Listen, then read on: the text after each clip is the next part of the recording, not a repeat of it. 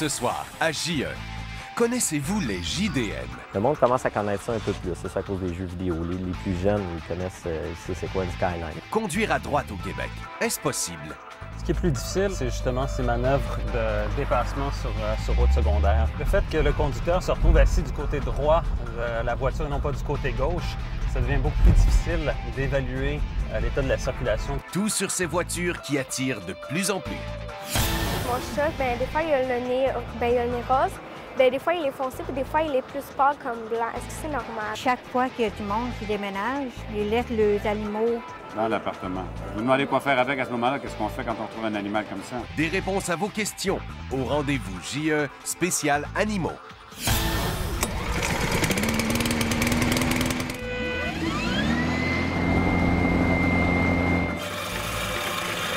Et au test JE, on coupe l'herbe longue pour trouver la tondeuse idéale.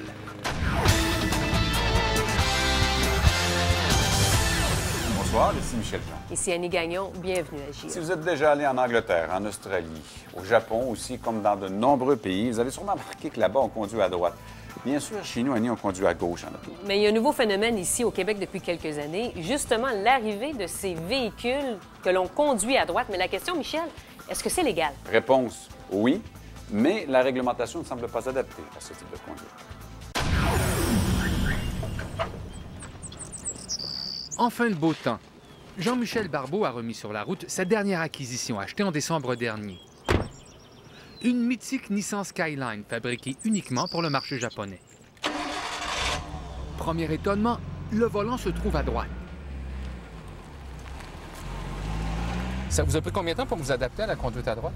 Je dirais quelques minutes pour que ça soit vraiment fonctionnel. C'est sûr que quelques heures de route, on parle pas de journée parce qu'on ne roule pas toute la journée, mais ça prend quelques heures pour être vraiment familier avec la voiture.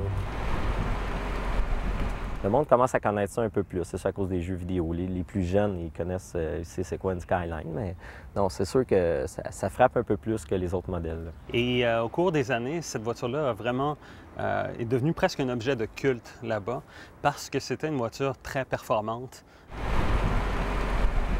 Transport Canada autorise l'importation de voitures comme ça, en autant que le véhicule ait au moins 15 ans.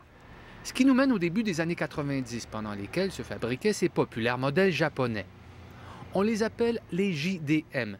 JDM pour Japanese Domestic Market. C'est légal de rouler avec un volant à droite au Québec. Nous avons fait l'essai du véhicule de Jean-Michel avec Gabriel Gélina, qui a déjà conduit au Québec avec un volant à droite. Ce qui est plus difficile, c'est justement ces manœuvres de dépassement sur route secondaire. Et c'est sûr que quand on est dans l'environnement du Québec, c'est un peu déroutant, effectivement, de ne pas être assis du bon côté de la route. Le fait que le conducteur se retrouve assis du côté droit de la voiture et non pas du côté gauche, ça devient beaucoup plus difficile d'évaluer l'état de la circulation qui s'en vient en sens inverse, d'une part. Et d'autre part, ça devient aussi plus difficile de voir s'il existe, s'il y a d'autres véhicules qui sont devant celui qui nous précède.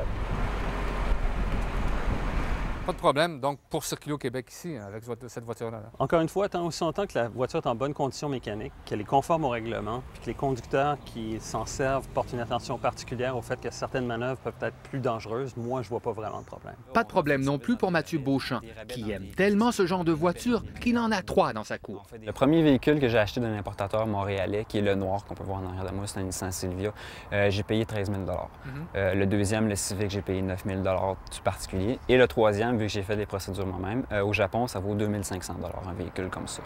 Si on parle des procédures pour le faire venir jusqu'ici, on monte jusqu'à environ 6 000 Ces voitures sont telles qu'elles étaient à la sortie de l'usine selon les normes japonaises.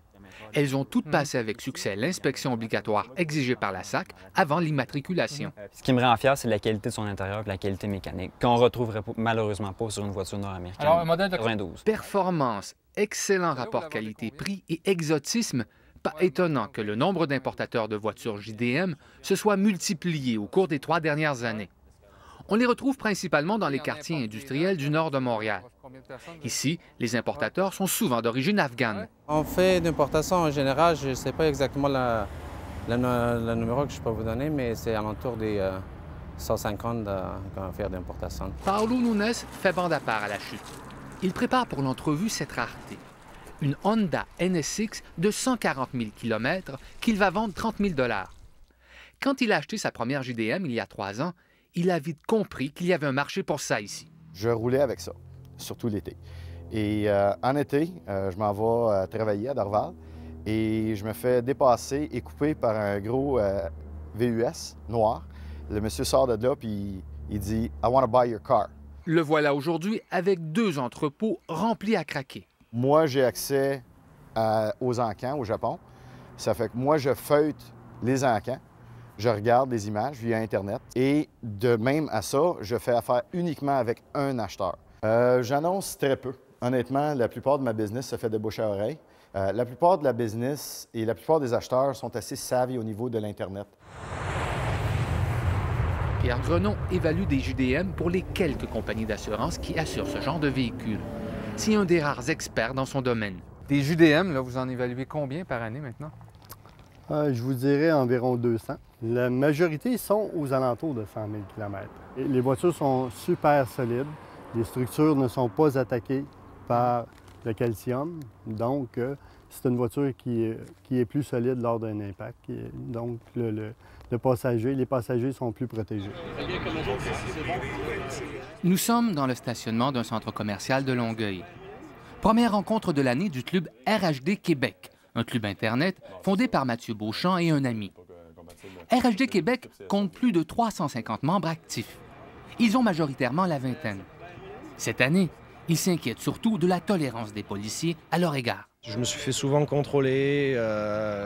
Ils checkent le char, je veux dire, normal. J'ai pas eu de problème encore, mais à Montréal, ils seront plus sévères qu'à Longueuil, je crois. Là. Moi, il est pas ici, il est serré présentement à cause justement des problèmes de réflecteurs puis toutes ces choses-là. Là. Fait que je me dis, ça me donne rien de la sortir puis de me faire flancher une série de tickets.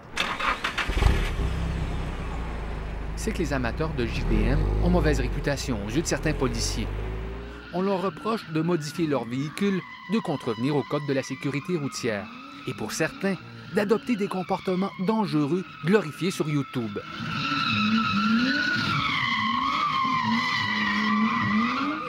Jean-Michel Barbeau en sait quelque chose. Voyez ce qu'il a récolté en roulant une dizaine de jours. Une jolie pile de contraventions mettant en doute la conformité de sa voiture au code de la sécurité routière. J'en ai eu un autre pour mon échappement encore, et puis ensuite pour un feu de la position centrale. Puis ça, c'est une inspection. C'est ce que je collectionne de ce temps-là. Pour combien, là, vous en avez? Plus ou moins 8 à 900 $ de contravention, pas encore été en cours, puis des frais. Est-ce que pour les policiers, un véhicule comme ceux qu'on importe du Japon, ça rend suspect automatiquement le conducteur et la voiture? Les policiers sont chargés d'appliquer la réglementation au niveau du Code de sécurité routière et c'est dans le but de protéger la population. Je pense que les policiers ils font un bon travail là-dessus. C'est juste qu'on aimerait que ce code-là soit appliqué conformément à ce qui est écrit parce qu'il y a des choses qui nous sont demandées qui ne sont pas dans le Code de la sécurité routière. Dans mon cas, j'avais une vignette qui était autorisée par la SAC à circuler, fait que je comprenais pas toutes ces zones grises-là. La Société de l'assurance automobile reconnaît que l'exotisme de certaines voitures crée de la confusion chez les policiers chargés d'appliquer le Code de sécurité routière. Cette voiture-là, normalement, ne devrait pas avoir de problème aux yeux de personne et son propriétaire devrait rouler en toute quiétude. Il reste que le propriétaire peut le modifier par la suite et les policiers ont toujours le loisir d'intervenir quand ils ont des doutes sérieux. D'autant plus que le Code de la sécurité routière ne dit pas tout et porte à interprétation. On n'a pas nécessairement mentionné toutes les règles auxquelles un véhicule doit souscrire pour circuler ici. Sinon, on aurait reproduit au complet les normes de Transport Canada. Quoi qu'il en soit, le phénomène préoccupe la SAC, qui garde aussi un œil sur ce qui se passe en Colombie-Britannique. L'importation de JDM est très populaire là-bas. Eux ont fait une étude et constatent que ces véhicules-là sont 40 plus à risque d'accident que les autres véhicules. Donc, nous, ce qu'on préférerait, les provinces ont demandé à Transport Canada d'intervenir, de modifier le 15 ans pour mettre ça à 25 ans comme c'est en vigueur aux États-Unis. Est-ce qu'à la SAC, on pense un jour interdire ces véhicules-là avec la conduite à droite? On a le pouvoir. Pour l'instant, Jean-Michel Barbeau ne souhaite qu'une chose, pouvoir rouler en paix avec sa voiture inspectée 2 fois avec succès par la SAC. Je refuse de me conformer comme tout le monde, avoir, mettons, un néon 4 portes, là, que tout le monde ait ça. Je sais pas si c'est ça qu'ils ont l'intention de faire avec les gens, mais je sais pas trop dans les prochaines semaines ou prochains mois. L'été commence. c'est quoi qui va se passer. J'attends mes dates de parution pendant en cours, expliquer ça au juge. Ne vous méprenez donc plus si vous les rencontrez sur la route. Surtout qu'ils ne sont pas toujours au volant d'une voiture sport. Un petit conseil en terminant, si vous avez l'intention de vous procurer un de ces types de véhicules auprès d'un importateur, assurez-vous qu'il a payé sa caution auprès de la SAAQ. Ça pourrait s'avérer utile en cas de pépin.